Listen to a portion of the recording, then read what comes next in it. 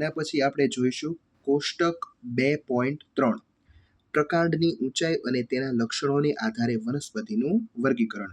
સૌથી પહેલા ક્રમ નંબર 1 માં આપેલું છે વનસ્પતિનું નામ આંબો. તેની ઊંચાઈ તો કે એ નીચું, મધ્યમ કે ઊંચું હોય તો કે ઊંચું. ચાલો, એનો રંગ તો કથ્થાઈ. એનું પ્રકાંડ છે એ કુમળું હોય કે સખત તો કે સખત. ચાલો, જાડું હોય કે પાતળું તો કે જાડું. ચાલો, અહીં આવશે જમીનની નજીક કે પ્રકાંડ પર ઊંચાઈએ તો કે પ્રકાંડ પર ઊંચાઈએ. અને જૂથનું નામ એનું આવશે વૃક્ષ. ચાલો, બીજું જોઈએ ગુલાબ. કેવું ઊંચાઈ તો કે મધ્યમ. ચાલો, હવે રંગ એનો કથ્થાઈ, સખત અને પાતળું. ચાલો, જમીનની નજીક. હા, અને શેમાં આવશે તો કે ક્ષુપમાં. ચાલો, ત્રીજું આપેલું છે ટામેટી. ઊંચાઈ તો કે નીચું. પ્રકાંડના લક્ષણોમાં લીલું, કુમળું અને પાતળું હોય અને જમીનની નજીક. અને એને આપણે આપીશું છોડ નામ.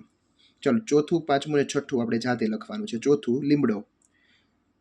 એનું ઊંચાઈ છે એ ઊંચી હોય, રંગ કથ્થાઈ એટલે કે પ્રકાંડનો રંગ કથ્થાઈ. પછી કુમળું કે સખત તો કે સખત, જાડું કે પાતળું તો કે જાડું.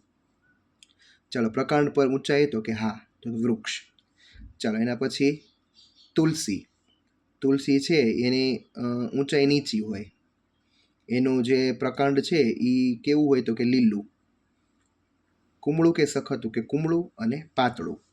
જમીનની નજીક. એને છોડમાં આપણે વર્ગીકરણ કરી શકીએ. ચાલો, છઠ્ઠું આપણે જાતે લખીએ જાસૂદ. ઊંચાઈ તો કે મધ્યમ, રંગ કથ્થાઈ. એનું પ્રકાંડ છે એ કુમળું હોય કે સખત હોય તો કે સખત. જાડું કે પાતળું તો કે પાતળું. જમીનની નજીક તો કે હા. અને એનું વર્ગીકરણ શેમાં થાય? છોડ, ક્ષુપ કે વૃક્ષ તો કે ક્ષુપમાં. તો અહીં તમારું કોષ્ટક 2.3 પ્રકાંડની ઊંચાઈ અને તેના લક્ષણો પૂર્ણ થાય છે.